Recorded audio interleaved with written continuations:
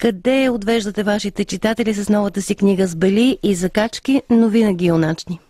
Първо да подчертая, че са 3 произведения, които съм включил в книгата.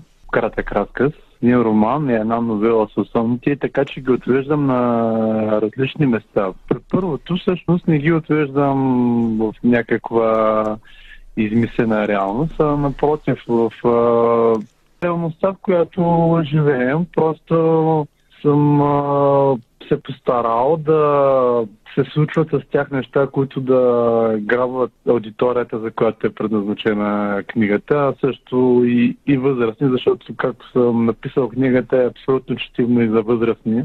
Но втората вече е фентази. Там вече наистина ги изпращам някъде. В една гора, в която стават повече от странни неща.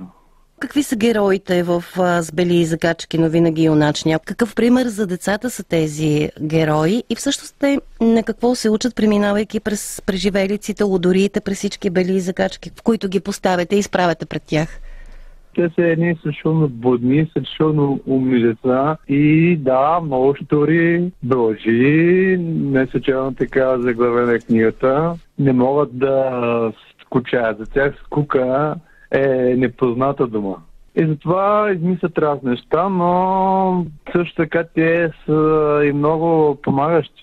Те са изключително също с добри деца. Те помагат на страшно много хора в книгата и наистина премежията, през които преминават, се отразяват върху тях и те се развиват всъщност страшно много само за едно лято. Те преосмислят поведението си и всъщност карат и възрастните да преосмислят своето. И никога не правят пакости на хора, които харесват. Ще успее ли тази книга да откъсне децата от телевизора, от компютъра, от телефона? Не стоят ли просто вперени в екрана?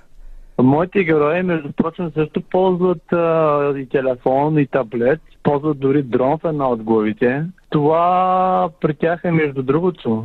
Те са предимно навън и играят или измислят поредната щуртия или поредния план как да се справят с даден проблем, за да помогнат да попадат последици на престъпници, какво да направят. И всъщност книгата завършва по един може би неочакван за четвъртия начин, за неочакван може би за едно дете, но за възрастен може би ще е съвсем очакван. Другото произведение в книгата е «Пазители на гората». Казахте, че е фентази. За първи път пиша фентази. Аз за сега нямам книги, които да са еднакви. Във всяка е различна и абсолютно във всяка излизам от зоната си на комфорт. Не наруших традицията. Аз дори не съм почитател на фентази жанра, трябва да говорим.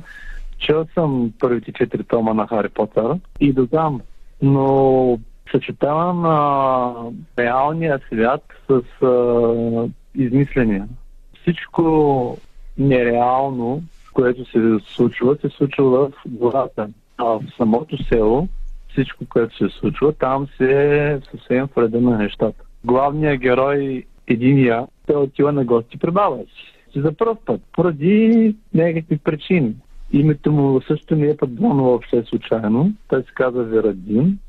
Името му означава вярност. Първите 2 дни той въобще съжалява, че е там и че му е скучно и така. След това, като започва да се случват странни неща, на него направо му възлагат мисия. Темата за смелостта всъщност съществува и тук. За смелостта, за коража. Верадин е един от вашите герои в новата ви книга. Как избирате имената им? Съм използвал доста имена на български владетели в книгата. Надявам се по този начин децата, учейки за тези наши владетели по-късно в училище, това да им помогне по някакъв начин с запомнянето им. И също така ние сме българи, защото трябва да им слагам някакви си измислени чужди имена, след като мога да не сложа български и след като са български, защото не са на български владетели. С възрастта всички лека по лека се отдалечаваме от детето в себе си. Вие успявате ли да го опазите? И как успявате да останете толкова близо до света на малките хора? Аз винаги съм казвал, че мога да мисля като дете на 4 години и като дете на 11 години. Препоръчвате читателите да имат навършени 9 до 14-15 години. Защо? За да могат да натрупат някакъв житейски опит. Първото. На тази възраст вече харесването между момичета и момчета е на лице. То започва още на 9 години по възможно най-невинния начин, като предпочитание да са в един отбор при отборните игри. От тази гледна точка, за да няма някой недоволен родител, нали, евентуално да каже, ама тази книга, нали, защо така, тя не е подходяща за моето дете, ако примерно е на 8. За мен лично няма проблем и дете на 8 години да я прочете, ако говорим за четящо дете. Какви са децата на 11 години? Какво искат? За какво мечтаят? Повечето искат най-модерния смартфон, най-модерния таблет, искат електрическа тротинетка, нормалните неща, което, пак казвам, не им пречи да играят и футбол, да играят и на жмичка или на жонанка, както още му казваме, на кремица, по различен начин.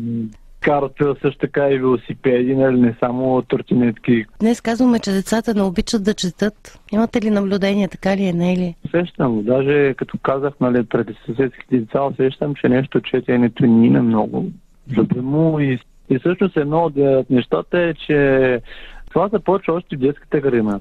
На детето трябва да му се показват книги, то трябва да вижда как мама и тати четат, да си имат библиотека, то самото и то също да си има библиотека така с детски книги, дори като не може да чете, да гледа картинки, да иска мама и тати да му четат. А гората ли е любимото ви място, защото една от книгите ви е озаглавена "В гората необятна"? Сега отново се появява "Пазители на гората". Ами аз съм човек, който слушам, много обича природата. Когато съм сред природата, тогава съм щастлив. Щастлив съм, когато съм сред деца и когато съм сред природата. И гората, всъщност, тя е дома на много растения и животни. Въобще в гората може да се срещне какво ли не.